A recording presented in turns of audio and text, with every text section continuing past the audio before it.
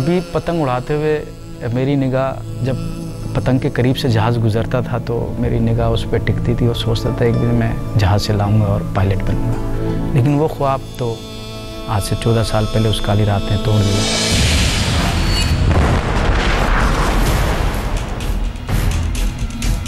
Torture, 30 degree torture, जिसको उससे पहले या तो फिल्मों में देखा या फिर सुना था। मेरे जबरन कपड़े उतार दिए गए और मेरे हाथों के नाखून हो या पाँव के नाखून हो वो भी निकाले गए।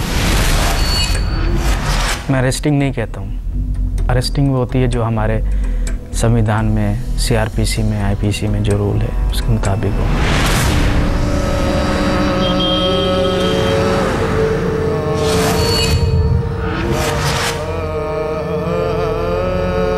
मेरे जो पिताजी थे, जब पहली बार वो मुलाकात जंगले पे आए तिहाड़ जेल में, तो आकर कहने लगे बेटा मुझे बहुत रंज है, दुख है।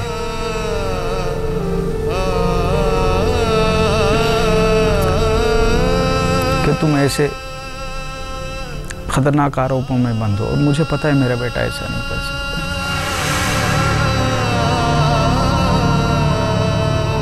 अभी भी ख्वाब वो टॉर्चर के आते हैं। घर में जो होते हैं वो कहते हैं कभी कभी कि भाई तुम रो रहे थे, गिड़गिड़ा रहे थे, क्या कोई सपना देख रहे थे? तो उठा देते हैं मुझको। मैं रो रहा होता हूँ या फिर घबरा रहा होता हूँ, कपकपा रहा होता हूँ।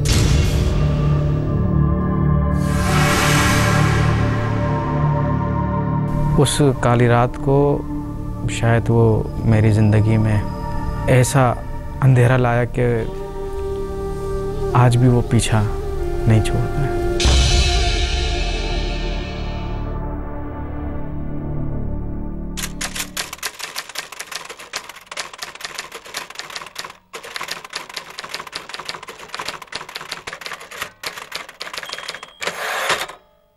मैं टोटल 14 साल जेल में रहा और 10 साल लगभग तिहाड़ जेल में।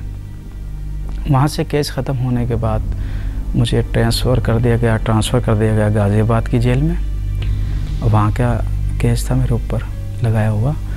गाज़ियाबाद में लगभग 3 या 3.5 साल रहा। वहाँ का केस बरी होने के बाद मुझको हरियाणा में ट्रांसफ़र कर दिया गया।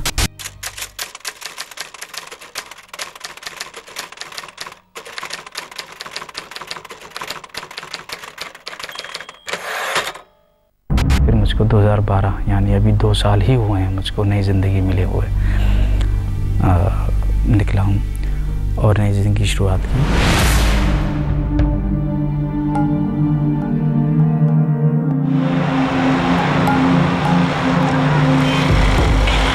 तब दिल्ली में न मेट्रो की रफ्तार थी, न फ्लाईओवर की बाढ़, न चमचमाता एयरपोर्ट, न दमकता रेलवे स्टेशन।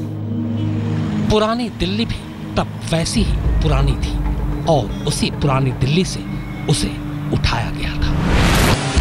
पर वो खुद इस बदलाव का गवाह नहीं बन पाया, क्योंकि उसकी जिंदगी के सबसे खूबसूरत 14 साल उससे छीनकर सलाखों को दे दिए गए थे। जेल की सलाखों को।